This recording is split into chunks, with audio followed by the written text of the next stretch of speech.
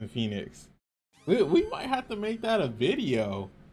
Would you guys like to see me go to the most haunted areas in Phoenix, Arizona? I'm not joking. Like, we'll go.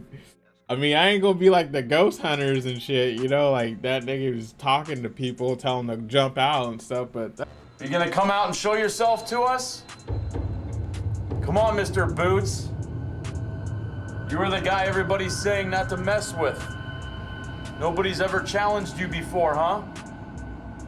Well, I'm gonna challenge you. Welcome back to the channel, y'all. So today we are with Brewstew and we are going on a ghost hunt, hopefully. I don't have nothing to say. Have you guys ever encountered a ghost?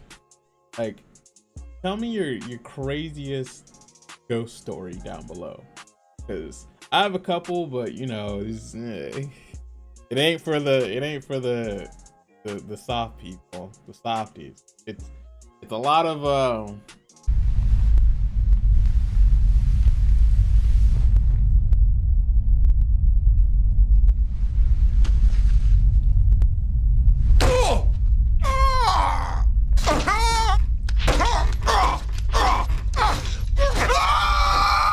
all right, y'all, let's get straight into this video. 8 years ago, I got the chance to go on a professional ghost hunt. Now you might be thinking, professional ghost hunt? What kind of Scooby-Doo crap are you talking about? Well, I thought the same thing when my friend Brewer came up to me at work one day and was like, hey, wanna go on an overnight ghost hunt at a rundown state prison? What the? An overnight ghost hunt at a... Do they have any abandoned facilities here? Like, I've been here for like 6 years. So I still haven't like explored Phoenix for what it is. Like, all I see is homeless people and crackheads, so that probably doesn't help, huh? My fault. Rundown state prison? What are you on mescaline? What are you talking about? Well, long story short, Brewer just happened to know some people that were a part of a professional ghost hunting team.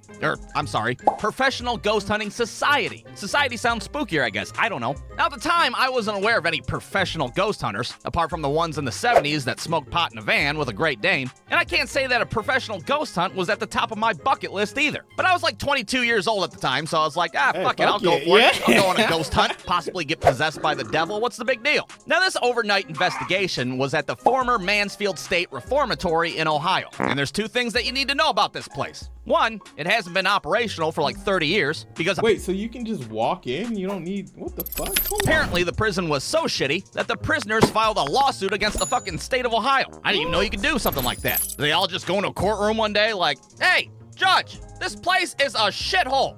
Well, yeah, it is a prison. Yeah, but it's like, god damn, you know? Well, it's hard to argue with that, I guess. Sustained, overruled, shut the place down. And two, the Mansfield State Reformatory just so happened to be the filming location for the movie The Shawshank Redemption. And you bet your ass they have a museum there, and they offer tours of all the filming locations. So when we got there that night, that was the first thing that we did. To hell with any goddamn ghost investigation. We got to fucking see the bench where Morgan Freeman sat at and ate a tuna fish sandwich. We got to see the line that everybody stands at the beginning. The Brooks was here, so was Red carving in the wood. We're reenacting scenes from the movie and shit. Hey, bro, check this out. Get busy living or get busy dying. Now that's pretty good. Check this one out. I have to remind myself that some birds aren't meant to be caged. Their feathers are just too bright. Dude, your fucking Morgan Freeman impression sucks ass. Needless to say, it was worth the trip just for the tour. But let's not forget what this cartoon's about after all. A fucking professional ghost hunt. So after the tour, we meet up with this professional ghost hunting team, their society. And at first, I didn't know what to expect. I mean, what's a professional ghost hunter supposed to look like after all? I was picturing like a dude in a cloak with like a Fu Manchu mustache. Hey, y'all know, remember Homeboy used to just be the old ghost adventure shows? He used to be like yelling at him, come on out, come fight me. Like, I gotta put a clip or something, bro. And like fucking cloudy eyeballs, I don't know. But instead of that, it was just a bunch of normal dudes wearing polos. Hi, my name's Bill and I do heating and air conditioning for a living. But in my spare time, I investigate the fucking dead. Now I have to say that these guys seem pretty legit with all their paranormal equipment that they had. We're talking electromagnetic field detectors, thermometers that could find cold spots so you could walk through dead people. I mean, some of the shit they had was a little questionable, but, well, what the hell do I know? Yeah, this here's my Spirit Blaster 9000. I use it for personal protection against demonic forces. That looks like a pump-action shotgun. Oh, I'm sorry, are you the fucking professional here? It's a goddamn Spirit Blaster 9000, all right? So we break up into two teams, or, well, two mini societies, if you will. There's the Tim Robbins Mini Society, which would investigate the western cell block of the prison. And then there's the Morgan Freeman Mini Society, consisting of me, Brewer, and Captain HVAC himself. And we were in charge of the eastern cell block. Now, we had two basic goals for this investigation. One, study any paranormal activity that we discovered in the prison. And two, don't get possessed by the fucking devil. All right, maybe the second one was just my own personal goal. Ever since I seen The fucking Exorcist when I was 8 years old, being possessed by the devil has just been like a top 5 fear of mine, all right? And if it was ever gonna happen, it was gonna happen at a fucking overnight paranormal investigation at a rundown reformatory. So with that in mind, we start Scooby-Dooing it in the eastern cell block. And I have to say that investigating a derelict prison He's so fucking scared.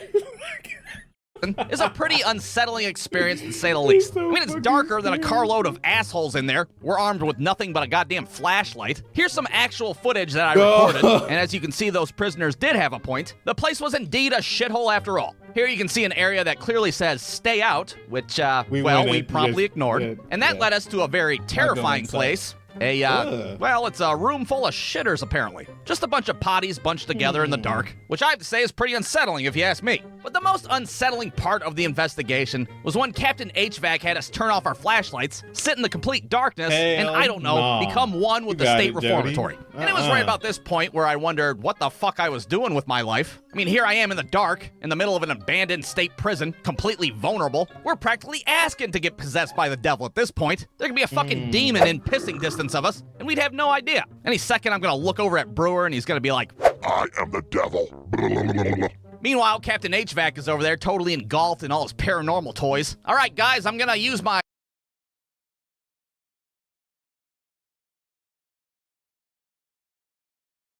This man has a Nokia phone taped to a fucking whatever that thing is where you degrease when you take it out the food off the oil and it. All right. a Spirit Detector 9000 and see what's out there. God, is that a fucking Nokia phone taped to a badminton racket? Shut the hell up, I think I'm getting something. Oh my god.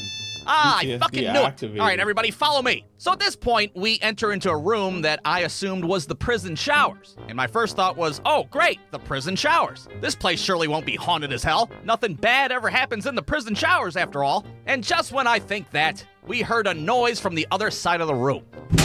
And by fuck no. I mean 2 out of the 3 of us heard it. Holy smokes, did you guys hear that?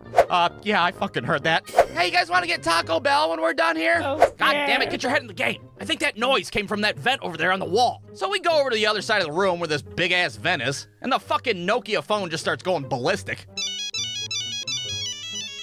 Holy hot dogs on a stick. Boys, there might be something demonic in this vent. Are you sure? It just looks like a normal vent to me. No. If there's one thing that I know. Nigga has a shotgun. It's heating and air conditioning. Now, I don't care if you believe in ghosts or not. This was a pretty butthole-clenching moment, no matter who you were. The odds of somebody getting possessed by the devil had to have been through the goddamn roof at this point. Well, suddenly Captain HVAC whips out another one of his paranormal gadgets. All right, we're gonna have to use the Spirit Box 9000 and see if this presence wants to communicate with us. Now, I gotta say, the Nokia badminton racket was one thing, but this Spirit Box 9000 contraption was on a whole nother level. Somehow, this device allows spirits to talk to the living. I don't know what the science is behind. Bro, I feel like if I were to obtain one of these spirit boxes, it'd be bad because I'm a jokester, so I'm like I'm a big troll. I need to get me one of these. And it's something to do with frequencies and an electromagnetic whatever the fuck. But somehow a ghost can form a word with this machine, and the machine says the word out loud for you to hear. It's basically a fucking speak and spell, but for dead people. So he whips this bad boy out and was like, hello, we are the Morgan Freeman Mini Society. On a scale of 1 to 10, can you tell me how dead you are? And I shit you not, as soon as he asked that fucking Spirit Box 9000 said one word and one word only. Murder.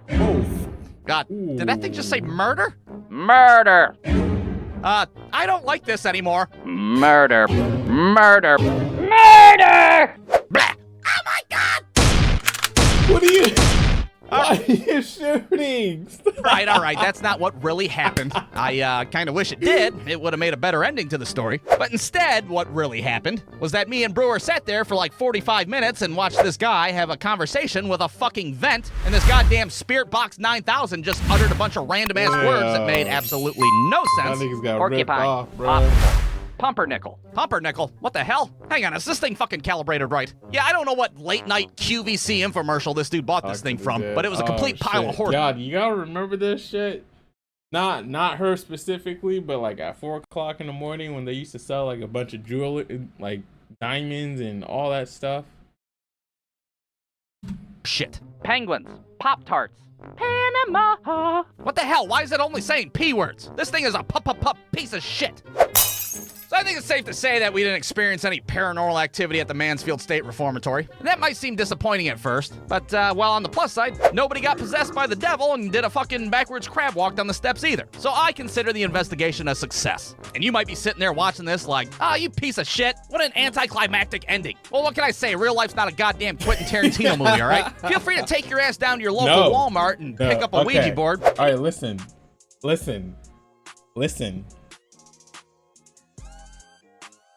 Why do they sell Ouija boards at Walmart? Can someone answer that for me? You can go talk to the devil yourself and see if you get a better ending. Good luck with that shit. In the end, we survived the investigation of the Mansfield State Reformatory, and most importantly, we did get fucking Taco Bell on the way home. So it was a great night. The end. Brewstew.com. Bro, listen, if y'all want me to step out and go hunt some ghosts, I'm gonna need that like button to go up. You know what I'm saying? I'm gonna figure something out though, bro. But here's the thing: I am not playing with no fucking Ouija board. No, thank you. I'll joke about it, but I'll never bring that shit in my house. Never. So I'm gonna end it right here. Hope you guys have a great day, and I'll see you in the next video.